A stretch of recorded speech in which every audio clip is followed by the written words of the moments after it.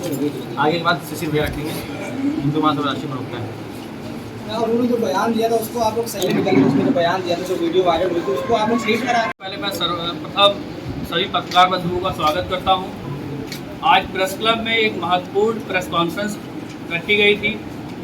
हैदराबाद के भुजंगताली तीर्थ के महंत बजरंग मुनि जी के नेतृत्व में कि किस तरीके से वो खैराबाद में एक तीर्थ स्थल पर 80 से 20% की मुस्लिम आबादी के बीच में हिंदुओं की रक्षा और सुरक्षा कर रहे हैं और विशेष समुदाय द्वारा मुख्यमंत्री पोर्टल पर उनकी हत्या की धमकी दी जाती है और 1 माह के अंदर उनके ऊपर जानलेवा हमला किया जाता है।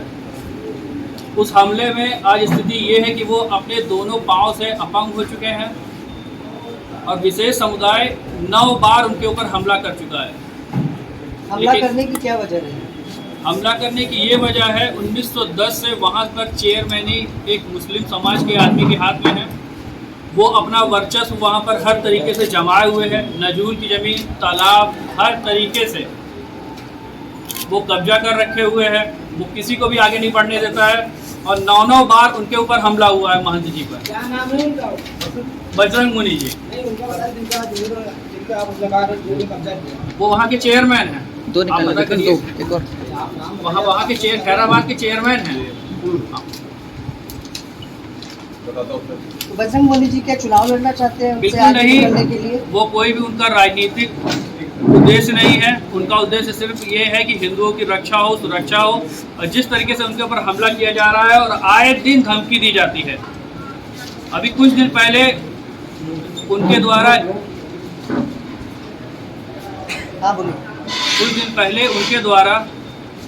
उनके द्वारा दिए गए भाषण में तोड़ मरोड़ के जो वीडियो प्रस्तुत किया गया, उसमें उनको 10 दिन की जेल भी हुई। उसके बाद 10 दिन बाद रिहा हुए। तोड़ मरोड़ के मतलब क्या वो वीडियो फर्जी था? क्या उन्होंने बयान नहीं दिया था उस तरह? उन्होंने उस तरीके का बयान नहीं दिया था। उनका बयान दूसरा था जो कि अलग तरीके का आ गया था। उन्होंने कहा था कि यदि किसी विशेष समुदाय के व्यक्ति ने हिंदू बहनों और बेटियों के साथ में अभद्रता की या गलत किया तो उनके साथ भी गलत होगा। इसको हर तरीके से तोड़ा मरोड़ा गया और किया गया। गौरव जी, अभी आप क्या मांग कर रहे हैं, क्या चाहते क्या हैं आप? ये जो कॉन्फ्रेंस कर रहे हैं उसका क्या कारण है?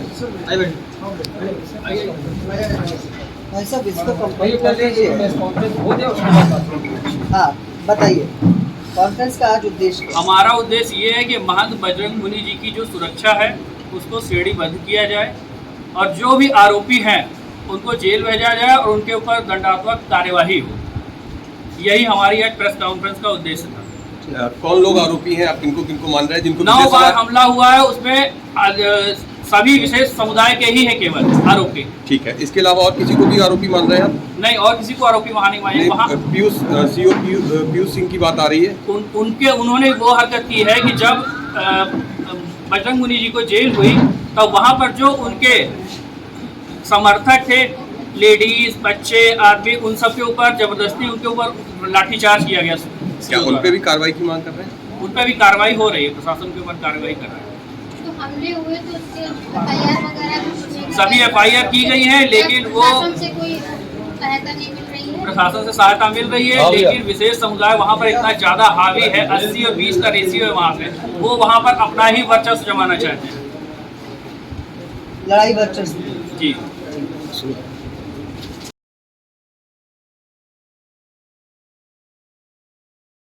मुनीदास जी ने जो बयान दिया था उसके साथ हम लोग नहीं है। उन्होंने स्वयं भी उस पर उन्होंने माफ़ी मांगी थी और ये बताया था, उस पर पूरी विस्तृत रिपोर्ट दी थी। उन्होंने कहा था कि आधी बात रखी गई। उन्होंने क्या कहा था?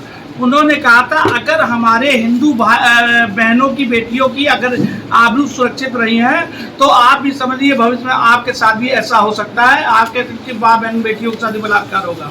तो इस बात को तोड़ मरोड़ के पेश किया गया था। फिर भी उन्होंने ये बात कही कि मैं अगर किसी की माँ बहनों को अगर भावनाओं को ठेस पहुँचती है तो मैं उस पर माफ़ी मांगता हूँ।